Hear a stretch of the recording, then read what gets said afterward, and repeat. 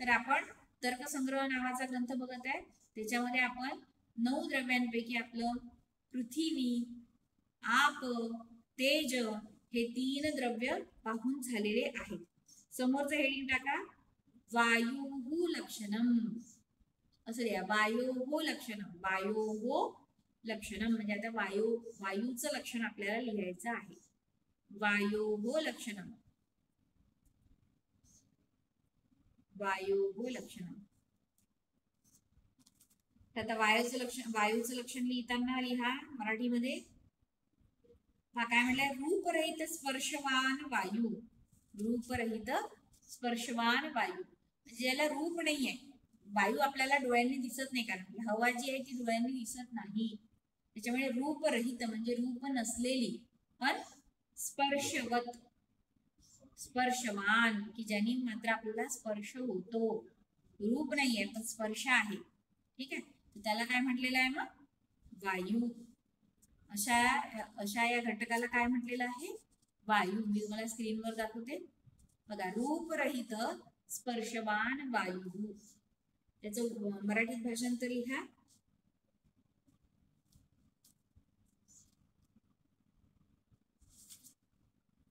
ज्यामध्ये रूप नाही,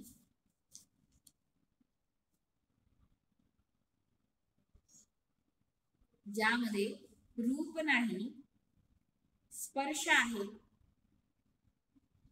स्पर्श आहे,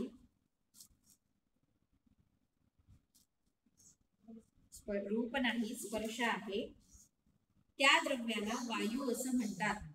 त्या द्रव्याला वायू असे म्हणतात.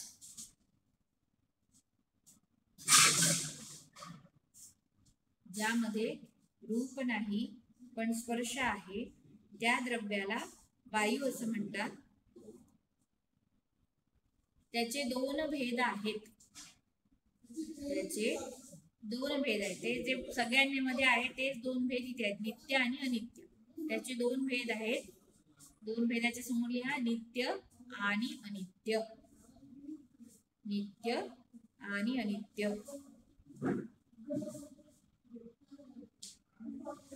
नित्य आणि अनित्य. पुढे लिहा नित्य वायू परमाणु रूप आहे. नित्य वायू परमाणु रूप आहे.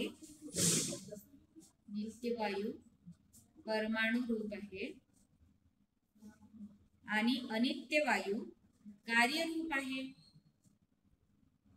अनित्य वायू कार्यरूप आहे. बघा इथे दिलेलं आहे सद्विविधो नित्यम अनित्यम च. नित्य परमाणु रूप, अनित्य कार्यरूप. नंतर पुन्हा म्हटलंय बघा स पुनः त्रिविध शरीर इंद्रिय विषय भेदात. पुन्हा लिहा त्याच्यानंतर वायूचे आणखी 3 प्रकार पडतात. वायूचे आणखी 3 प्रकार पडतात. वायूचे आणखी 3 प्रकार पडतात. पहिला आहे शरीर, दुसरा आहे इंद्रिय आणि तिसरा आहे विषय. ते लिहा शरीर, इंद्रिय आणि विषय. शरीर, इंद्रिय आणि विषय.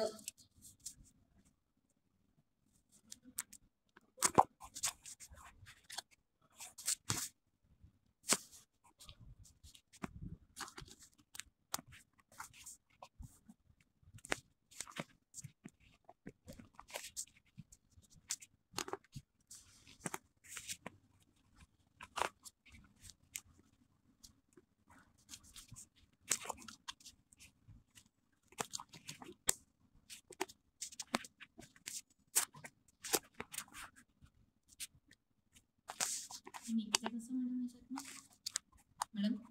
नित्य कसं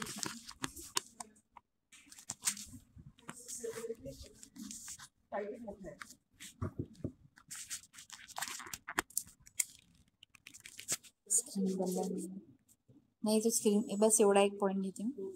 हाँ शरीर, इंद्रिय आणि विषय. रूपचे इंद्रिय काय आहे, शरीर काय आहे, तर ते दिलंय वायुलोके, शरीरम वायुलोके. पुढे लिहा मग. वायूचे शरीर वायुलोकात आहे, वायुलोकात आहे.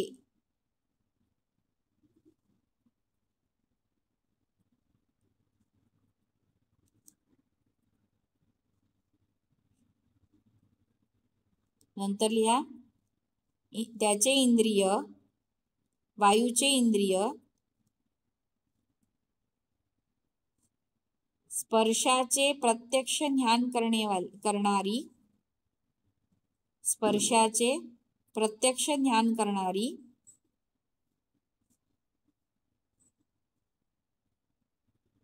सर्व शरीरव्यापी त्वक म्हणजे त्वचा, शरीरव्यापी त्वचा हे आहे, शरीरव्यापी त्वचा हे आहे.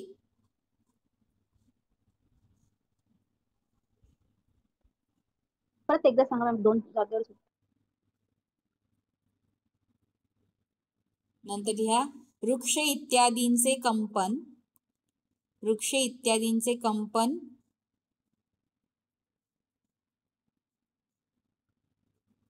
वृक्ष इत्यादींचे कंपन हेतुभूत वायू, वृक्ष इत्यादींचे कंपन हेतुभूत वायू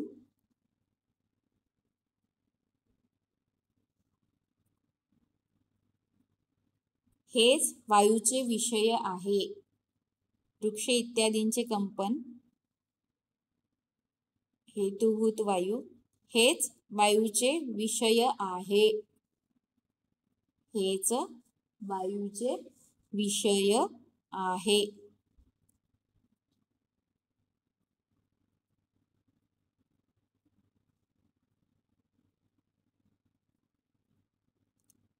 नंतर लिहा शरीराच्या आतमध्ये संचार करणाऱ्या शरीराच्या आतमध्ये संचार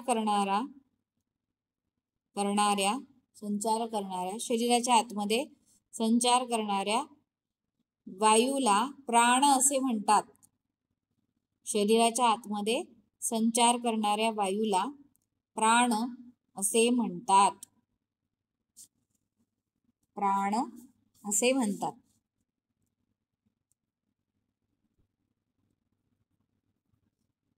हा प्राण जरी एकच असला,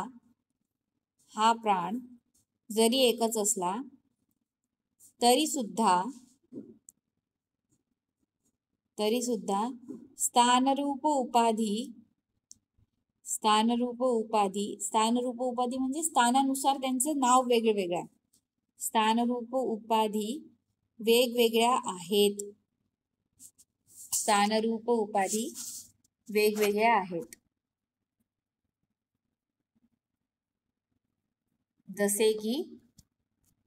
जसे की प्राण, अपान, समान, प्राण, अपान, समान, उदान,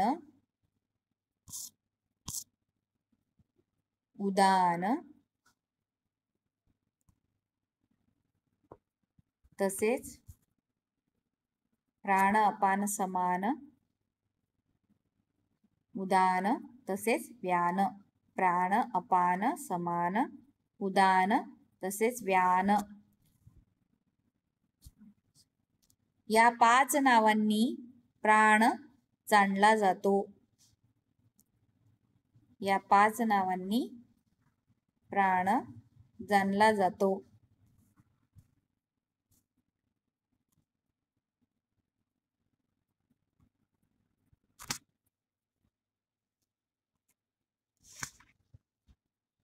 या 5 नावांनी प्राण जाणला जातो.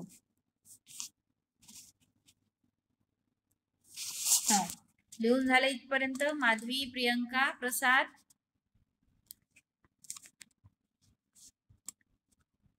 हो मॅम. माझी प्रियंका प्रसाद लिहून झालं, टेक्स्ट मेसेज टाका लिहून झालं असेल तर.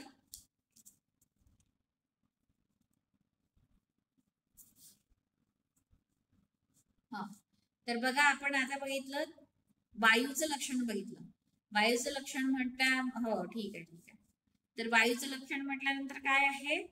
वायूचं लक्षण आहे रूपरहित स्पर्शवत वायू, म्हणजे ज्याला रूप नाहीये पण स्पर्श आहे. कारण आपल्याला माहिती आहे की हवा आपल्याला दिसत नाही पण आपल्याला स्पर्श होतो, शरीराला जाणवतं हवेचा स्पर्श, म्हणून रूप रहित स्पर्शवत वायू. त्याच्या आणखी दोन प्रकार नेहमीप्रमाणे नित्य आणि अनित्य. नित्य काय तर परमाणुरूप, अनित्य काय तर कार्यरूप. मग त्याचं शरीर काय आहे तर वायू लोकामध्ये त्याचं शरीर आहे असं त्यांनी म्हटलं. मग त्याचं इंद्रिय काय तर सर्व शरीरावरती जी त्वचा आहे स्पर्शाची जाणीव करून देणारी ती काय आहे? वायूचं इंद्रिय आहे. मग विषय काय आहे वायूचा तर वायू आल्यानंतर वृक्ष म्हणा किंवा पानं म्हणा किंवा कपडे म्हणा यांचं जे कंपन होते म्हणजे ते जे हलतात ते काय आहे? मग वायूचा विषय आहे. मग त्यांनी म्हटलं की आपल्या शरीरामध्ये जो वायू आहे त्याला सुद्धा काय, तो सुद्धा प्राण आहे, तोही वायू आहे आणि त्याला प्राण असं म्हणतात. पण या प्राणाची सुद्धा त्याच्या स्थानानुसार वेगवेगळे नावं आहेत. मग ते 5 नावं त्यांनी सांगितली, प्राण, अपान, व्यान, उदान, समान असे ते 5 नावं त्या वायूंना आहेत. ठीक आहे. तर वायू हे जर तुम्हाला लिहायला आलं तर तुम्हाला वायूमध्ये हे सगळं काही डिस्क्रिप्शन लिहावं लागेल. ठीक आहे. तर आज आपण अशा प्रकारे तर्कसंग्रह अन्नम भट्ट विरचित तर्कसंग्रहामधला भाग बघितला. द्रव्य 9 द्रव्यांपैकी आपण पृथ्वी आणि आप अगोदर पाहिलं होतं. आज आपण तेज आणि वायू हे 2 घटक बघितले.